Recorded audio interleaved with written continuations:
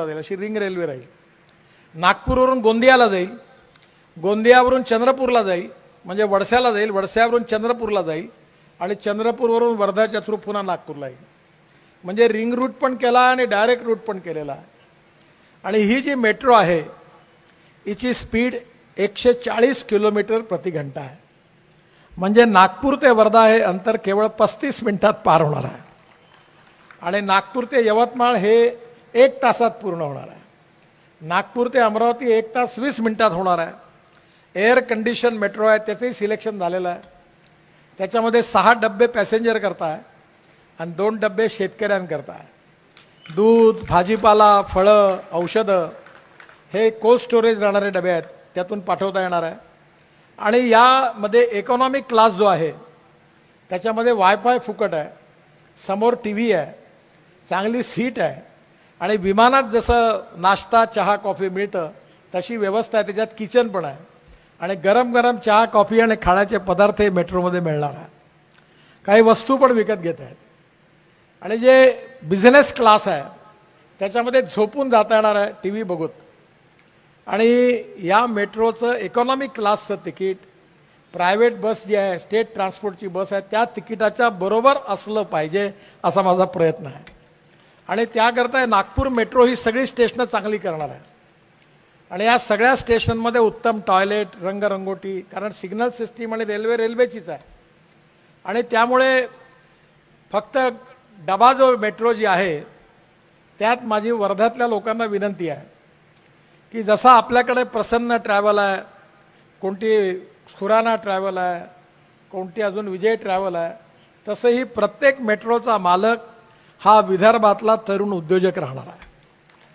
आम्ही MSMEतून त्याला कर्ज देणार आहे आणि 40 कोटीच्या मेट्रोची किंमत मी निगोशिएट करून आता 30 कोटीवर आणलेली आहे आणि 5 लाख रुपये रोजचा टर्नओव्हर होईल आणि 3 लाख रुपये 2 ते 3 लाख रुपये रोजची कमाई होईल।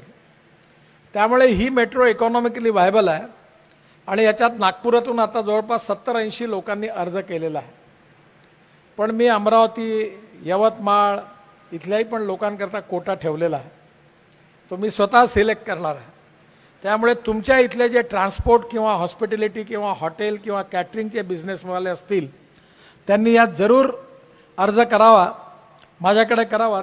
आपण त्यांना लोन पण मिळवून देऊ बँकेतून, त्यांच्याकडनं 15% त्यांना टाकावे लागतील, बाकी MSMEमध्ये बँक लोन देणार आहे। आणि ही मेट्रोचा ड्रायव्हर जो आहे तो नागपूर मेट्रोचा राहणार आहे आणि बाकी व्यवस्था आतमधली कॅटरिंग त्या मेट्रोच्या मालकाचं राहणार आहे। आणि या मेट्रोचं तिकीट बुकिंग आहे, त्यामुळे तिकीट घ्यायची गरज नाही, फक्त कार्ड दाखवायचं आणि जायचं आणि कार्डामध्ये बँकेत आपोआप पैसे भरून मायनस होत जातील। त्यामुळे अत्याधुनिक टेक्नॉलॉजीने असणारी मेट्रो जी आहे ही 1 वर्षाच्या आत सुरू करण्याचा माझा प्रयत्न आहे। रेल्वेबरोबरचे सगळे ॲग्रीमेंट झालेले आहे। आता पर किलोमीटर चार्ज किती घेणार एवढा शेवटचा मुद्दा आहे, तो त्या 8-10 दिवसात सुटेल। रेल्वे मंत्र्याबरोबर माझी मीटिंग आहे आणि त्यातून हा प्रश्न सुटेल।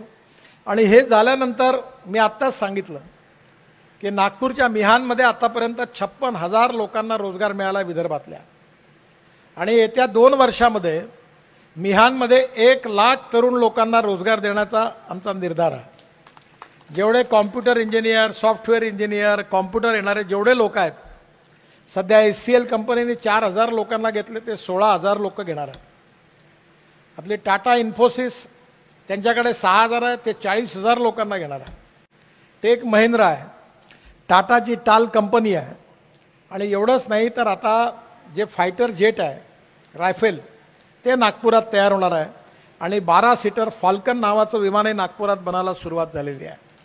त्यामुळे त्या भागामध्ये आता मोठ्या प्रमाणात एक्सपान्शन होऊन राहिलेलं आहे आणि आता वर्धेच्या लोकांना नागपूरला मी सर्वे मला सांगत होते की रोज नागपुरात नागपूर वर्धा जाणं येणं करणारे 75,000 लोक आहेत आणि त्यांना जायला बराच त्रास होतो। आणि आता या मेट्रोमध्ये तुम्ही अजनीला उतरले की ब्रॉडगेज मेट्रो उतरले की आमची स्टँडर्ड गेज मेट्रो आहे, तिथे लगेच तिथे जाता येईल आणि तिथून तिकडे पारडीपर्यंत, इकडे कन्हानपर्यंत, तिकडे हिंगण्यापर्यंत आणि इकडे बुटीबोरीपर्यंत रेल्वे आता वाढणार आहे। ती आमची स्टँडर्ड गेज जी आताची नागपूरची मेट्रो आहे आणि त्यामुळे आपल्या सगळ्यांची सोय होणार आहे। आता नागपूर ते बुटीबोरी नागपूर ते पारडीच्या पलीकडे भंडारा रोडवर आणि नागपूर ते हिंगणा याच्याही कामाची आता सुरुवात होणार आहे. त्यामुळे येणाऱ्या काळामध्ये नागपूरचं आता इंटरनॅशनल एअरपोर्ट हे देखील आता जवळपास त्याचीही मान्यता मिळालेली आहे. कोर्टाने निर्णय दिलेला आहे. मला रामदासजी सांगत होते की मी 40 मिनिटात देवळीहून नागपूरला आता पोहोचतो. त्यामुळे येणाऱ्या काळामध्ये हे एअरपोर्ट म्हणजे वर्धेचं म्हणजे नागपूरचं वर्धेकरताच एअरपोर्ट होणार आहे. आणि आता ड्रोन येणार आहेत हवेतून उडणारे.